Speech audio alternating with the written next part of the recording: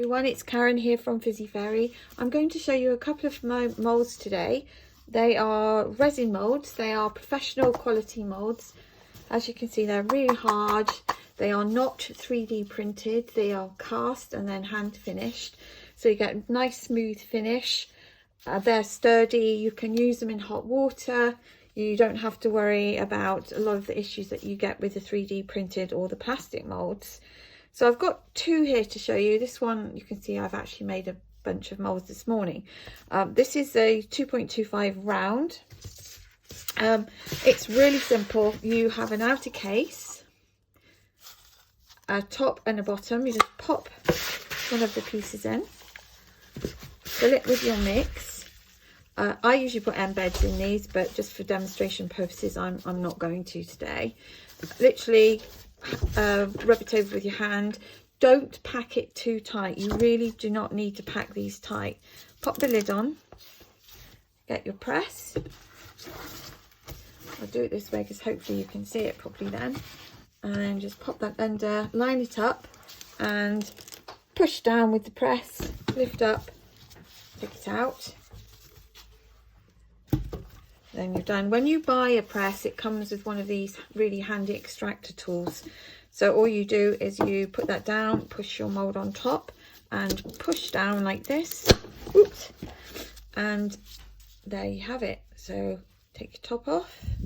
Now this one could have done with just a little bit more mixing. As you can see, the top here isn't quite filled enough. Normally what I do is I weigh mine, but I was trying to be clever and I didn't. So put that back in like so. Now if you haven't got a press, you can still use these. You have to do it by hand. So I'm going to just show you now. Obviously if you're making a lot, you're not wanting to you're not going to be wanting to do it by hand, because it's hard work to keep repeating the pressure on moulds. So I'm going to move that over to the side. I'm just going to wipe the edges off here. If you put more mix in, you'll get a deep satin ring. Now, what normally happens is I very lightly squeeze the sides. The top comes off. They're done. I'll turn it over and show you again.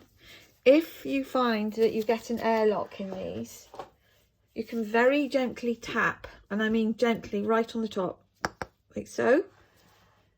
And they will release. Never ever hit the sides. If you hit the sides, you are likely to break the mould, because this is obviously the thinnest part, and they are not supposed to be hit on the side.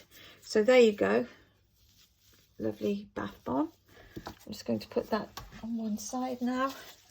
I use these to dry my bath bombs in. I absolutely love them, and you can find them on the Fizzy Fairy website. Another one I want to show you. I absolutely adore this mould, and it's perfect for making gift sets. This is the mini donut mould. Comes in 3 pieces, outer case, a bottom. The bottom is the part where the point is, that makes the hole, and the top. I always make them with the bottom part in first. Just get your mix, pile it in. Flatten over the top. Now the key with the donut mould is making sure that you can see this little point here. If for any reason you can't, you don't have to take mix out. You just rub over the place where you know the little point is. As long as it's exposed, then that's fine. Top, push down into place. Now obviously if you're doing a production line, you can do this a lot quicker. I'm trying to do it to show you how things work rather than doing it at a normal speed. So you've got your little mould, press down, there it goes. Clean the edges off. Now what I like to do is, you can see the point in there. I like to take the top off first, like so. That's perfect. And then when I've done that, I'll pop it down on here. I just tip it over and give it gentle tap. In fact, I didn't need to tap, it just came straight out. I'll do one more of those just so you can see how it works. Base with the point, pop your mixture in. If you've got embeds, you can put embeds in here around the sides. Works perfectly. Obviously making sure that your embeds are an okay size. I'm just going to tip. I hate to waste, so I'm going to tip this last little bit of mix in there, like so. Now make sure that the point is showing. Top on into the press, push down. Still the point is showing through the top. Use your extractor tool, push up. See how easily that came out. A nice little sandwich in here. Just gently squeeze, the top will come off. Just turn it over and there you go. I'll just grab this other one back for you. You can see.